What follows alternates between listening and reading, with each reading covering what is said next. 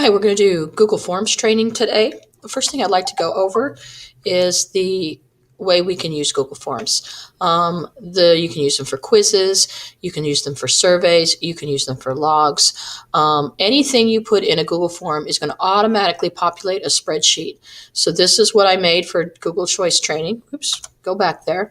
And the teachers' names, the training they chose, all populated in the spreadsheet automatically. So now I can go in and organize as to what class they took, their last name. Any way I need to manipulate my data, I can, because I collected it through a Google form. Now, let's go ahead and see our options for Google Forms. There are many, many ways you can make a question, okay? You can make a question where they have to pick a picture. You can make a question. Let's go here and just pick these four options just randomly. We'll do a preview, and we'll take this quiz real quick. So pick a fruit. I'm going to pick pineapple. I know cucumber's a fruit too, but that's okay. The country shaded in yellow, perhaps, if you're geography. I'm going to pick Saudi Arabia. This graph, if you're a math teacher, you can show a graph, and I just happen to know the answer because I had to research this. I know it's 1x. Okay. I know a trombone does not have strings, but I'm going to pick the wrong answer so you can see what will happen when you pick a wrong answer. 3 major battles of the Civil War. I'm just going to write Gettysburg, Bull Run, oops, and I don't know, Fort Sumter. I'm sure that's not the name of the battle, but that's what I'm going to put. In the book, Who Killed Lenny? No, not Squiggy, that's George. How happy are you that it's almost winter break? So you can see here, we've got pictures. We've got pictures for options. We've got pictures for a question. We've got regular multiple choice. We've got short answer, more multiple choice. You can even do a scale. How happy are you that it's almost winter break? I'm at a 10 right now.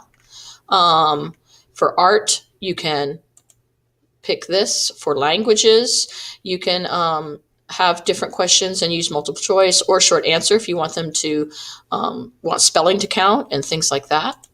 You can put, if you're a music teacher, you can put in a soundtrack, and then the choices will be, is it jazz, classical, or country? Now, this says Miles Davis, so there's your clue, but, you know, not all kids might know that. Here's one that if you pick the wrong answer, it's going to take you to a different section. So I'm going to pick the wrong answer on purpose. I'm going to pick 2, and I'm going to click next. Oops, I skipped it. When you make all your questions required, it makes you go back. So I got that chemistry question wrong.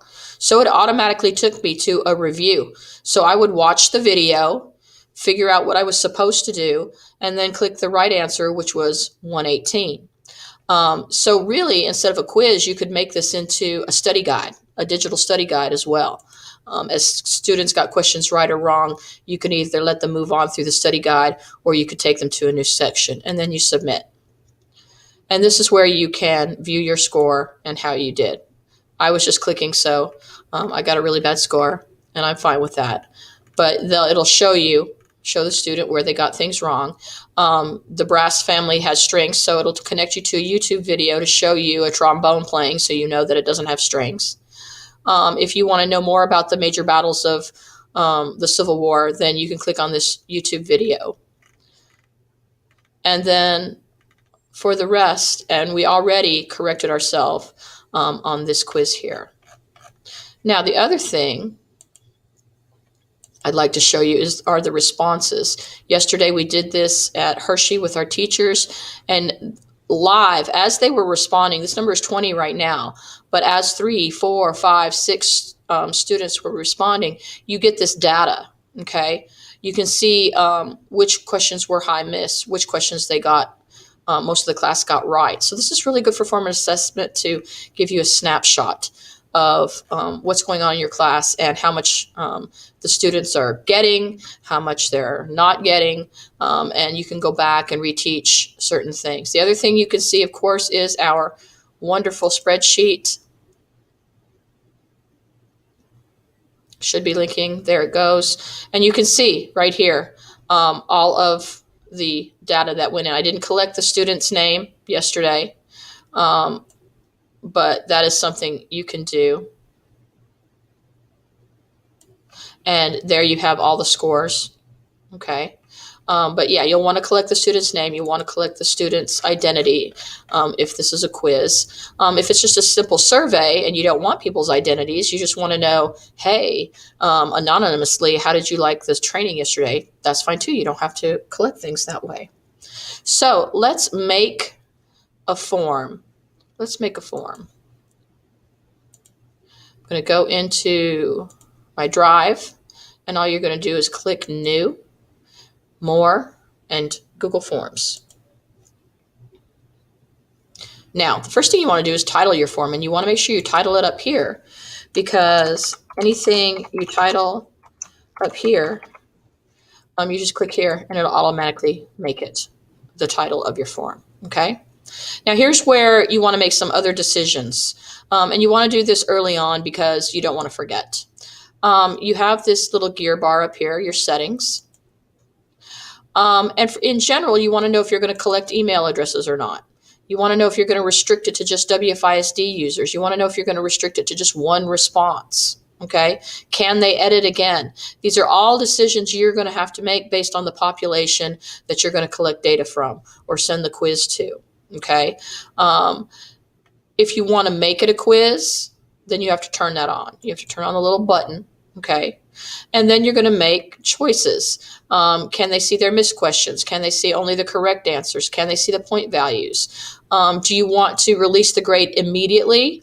Or do you want to review your spreadsheet first and review your data first before you release the scores? Either way is fine, but that's up to you. But this is just where you can make these settings. So remember, sometimes you might want to not restrict this to WFISD users if you're sending out, I don't know, a parent survey, and perhaps they want to, they might not have Gmail, and you want to make sure they can access it. You might want to click that to the off, uncheck it like that. But this will all be choices that you have to make. All right, so back to my test form. Now, I want you to see over here that this says multiple choice, okay? I'm going to make my first question, what is your last name? Okay, so I'm just going to put last name. And look over here how it automatically changed to short answer. Google's smart, okay? They know that's probably going to be a short answer unless you're asking some question about last names of great artists or something. But it'll change, okay? So you can leave it, all right? And last name, short answer, I'm going to leave that one. Now I am going to make a new question. This one, I'm going to make multiple choice. And this one I'm going to take from a quiz I already made, because here's the easy way. If you have quizzes out there, don't retype them all. Just bring up your quiz. This is one of my quizzes from The Alchemist. And I'm going to just copy the question. Whoop, whoop, there it is. Copy the question and paste. Okay. Right now, it thinks it's going to be a paragraph because of the choice. So you're going to put it back to multiple choice. And here's the cool thing. If you just... don't do that. If you just copy your answer choices and click on the first option and then just click paste, they will populate as ABC answer choices with the radio buttons that the students can click. Okay? That is pretty much how you can make questions. Remember, you can add images, add video, add a new section. This is where you click whether or not the question is going to be required. Okay. If you accidentally click a wrong answer choice, just exit, click the X button. If you want a picture as an answer choice, this is where you'll get the picture. Okay. When it comes to, let's add another question. Say we want to go back here and we want to go up to our gear, go to quizzes, make it a quiz because I didn't turn that on. There we go. Now we're going to be able to make our answer key. All right, so you click answer key and we're going to click Narcissus because that's the correct answer. And we're going to make this one 10 points because I think that's really important. You can make them all 10 points. You can make some 5, some 20. It doesn't matter. Okay. You can edit the question. If something went wrong, this is where you'll edit your question. Okay. You can make a copy. You can duplicate this. So if you have a lot of questions about mythological characters, you can just copy the question, and instead of retyping the whole question up top, you can just edit parts of it. All right.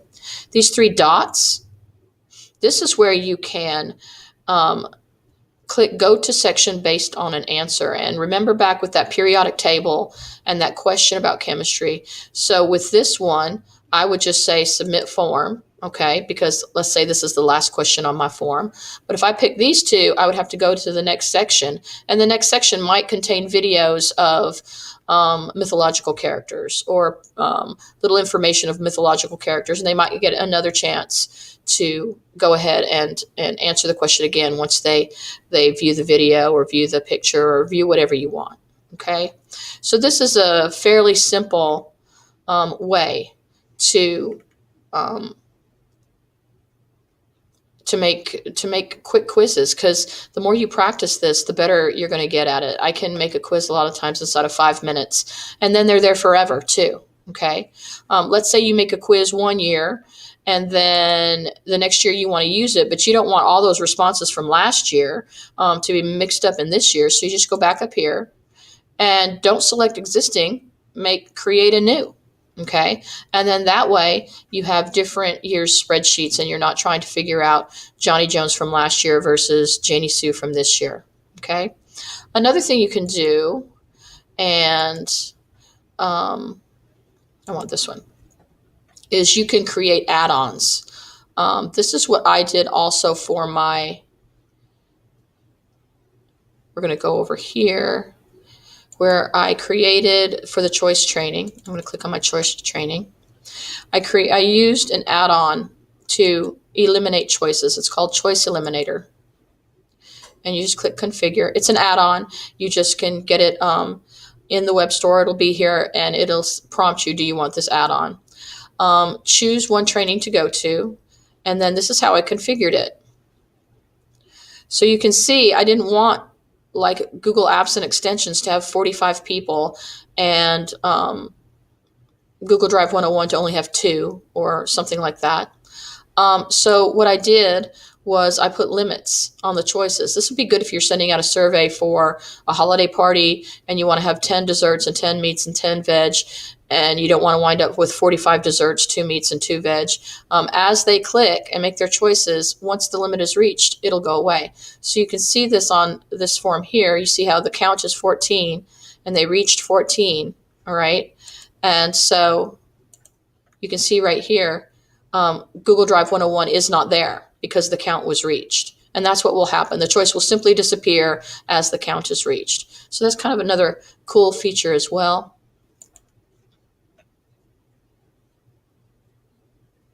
All right, so we've gone over, let me make sure I've covered everything I want to cover. Go back to my questions. We've covered the 3 dots. If you hate the question, you're like, I'm just going to start over. Of course, there's a little trash can icon that will help you out, okay? Now, here's the most important thing. The most important thing about Google Forms. This is how you send your form to your students.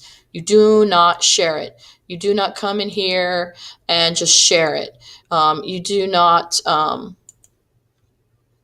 come up here and just share the link like this. Don't copy this link because that way they're going to be editing your form. Okay, they're not going to be actually taking the quiz. So always click the send button. If you want to share your form, that's for people to collaborate. Like if you want somebody else to edit your questions or make corrections or something like that.